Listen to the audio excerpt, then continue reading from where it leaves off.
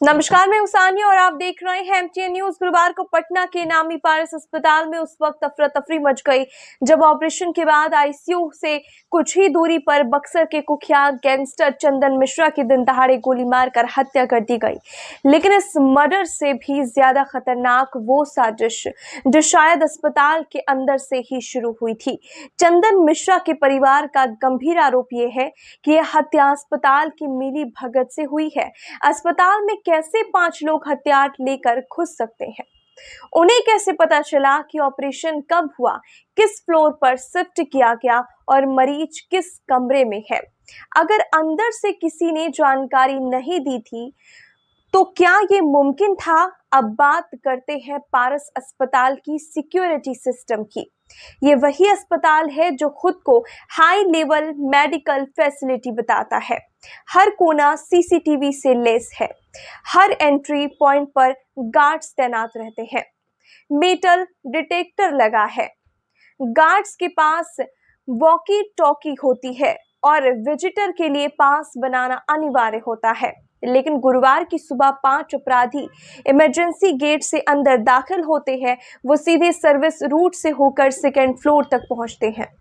General ward के कमरा number 209 में दाखिल होते हैं और ताबड़तोड़ गोलियां बरसाकर चंदन मिश्रा की हत्या कर देते हैं। सीसीटीवी फुटेज में साफ दिखता है कि सभी अपराधियों के पास पिस्तौल थी जो उन्होंने कमर में खोसी हुई थी। वे पूरी तैयारी के साथ आए थे और उन्हें पहले से ही जानकारी थी कि चंदन किस कमरे में है। इससे यह साफ हो जाता है कि इस हत्याकांड की पहले से रेकी की गई थी और उन्हें अंदर की पूरी जानकारी थी। अब कई सवाल खड़े हो रहे हैं कि क्या वार्ड के बाहर उस वक्त कोई सिक्योरिटी गार्ड मौजूद नहीं था?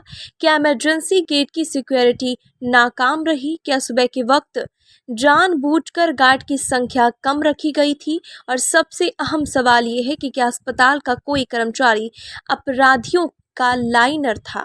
पारस अस्पताल की तरफ से सिर्फ इतना कहा गया है कि सुबह की शिफ्ट में सिक्योरिटी गार्ड की संख्या कम होती है। लेकिन क्या ये बयान इतनी बड़ी चूक को ढक सकता है? इस हत्याकांड की जांच अब एसआईटी को सौंप दी गई है। पुलिस लगातार रेड कर रही है। बताया जा रहा है कि एक शूटर फुलवारी शरीफ का रहने वाला है। पुलिस इस एंगल से भी जांच कर रही है कि क्या अस्पताल का कोई स्टाफ शूटर से मिला हुआ था। अब सिर्फ कातिलों ही नहीं बल्कि जवाबदेही पारस अस्पताल की भी बनती है। क्या सुरक्षा के नाम पर सिर्फ दिखावा हो रहा था? क्या एक हाई प्रोफाइल हॉस्पिटल में इतनी बड़ी साजिश बिना अंदर से मदद के मुमकिन थी? बंदूक हाथ में लिए हुए थे, रिवॉल्वर हाथ में, छोटा वाला रिवॉल्वर, और निकलते हुए आ रहे थे और कह रहे थे मार देंगे मार देंगे। अब हम भी डर गए कि किसी को लग रहा है मार देंगे।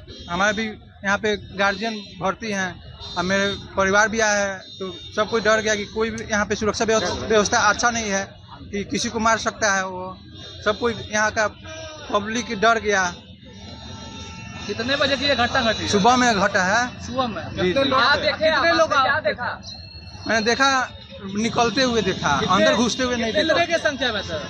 लगभग 5 के संख्या में। सभी के हाथों में हथियार? हाँ, छोटा वाला रिवॉल्वर था सभी के हाथ में? जी जी। और मैं गार्ड से पूछा कि क्या हुआ है अंदर, तो कोई नहीं बता रहे थे।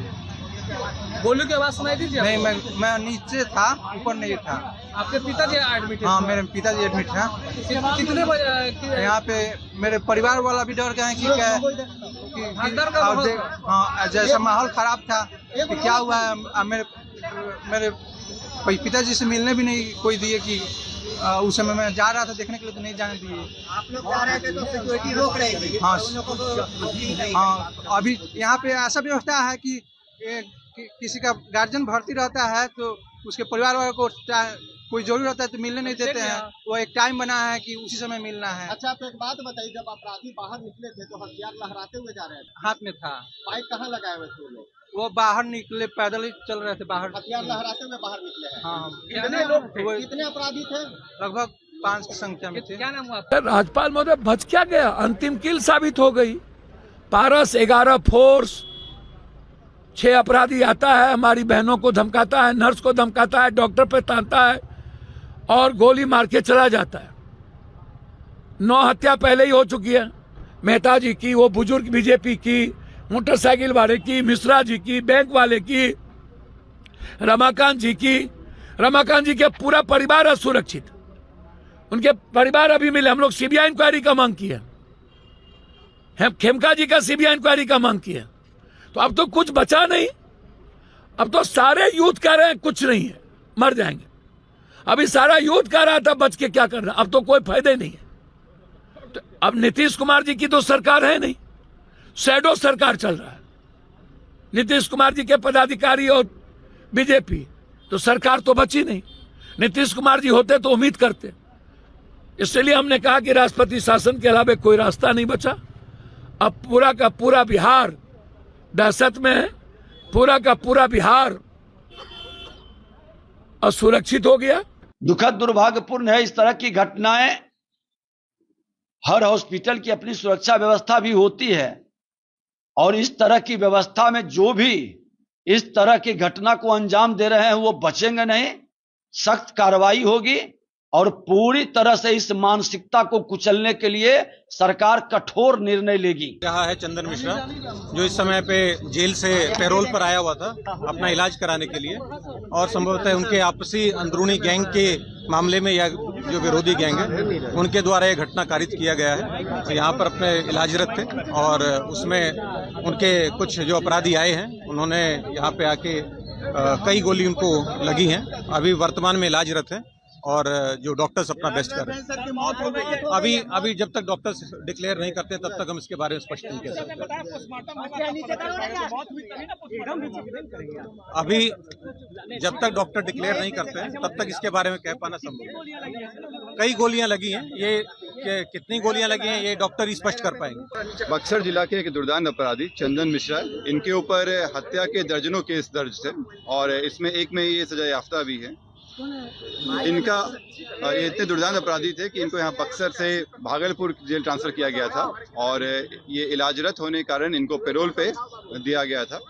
इसी में इलाज के क्रम में ये यहाँ भर्ती थे। भर्ती रहने में इनके जो संभवतः जो विरोधी गुट वाले थे उनके द्वारा यहाँ आके इनको गोली मारी गई है। कई गोलियाँ लगी हैं, इनको इलाजरत हैं अभी, और इसमें हम लोग बक्सर पुलिस की मदद से आइडेंटिफाई करवा रहे हैं कि इनका विरोधी गैंग में कौन कौन थे। जो शूटर थे उनका चेहरा हम लोग फोटो मिल गया है, और हम लोग आइडेंटिफाई करवा रहे हैं। ये देखने से प्रतीत हो रहा है कि इनके जो चंदन शेरू गैंग हुआ करता था बक्सर में, उसी गैंग से संबंधित है। बक्सर पुलिस की मदद से हम लोग इनका जो विरोधी ग्रुप है उनके बारे में डिटेल्स निकलवा रहे हैं। जो फोटो आए हैं हम लोग के पास, उसकी पहचान करा के हम लोग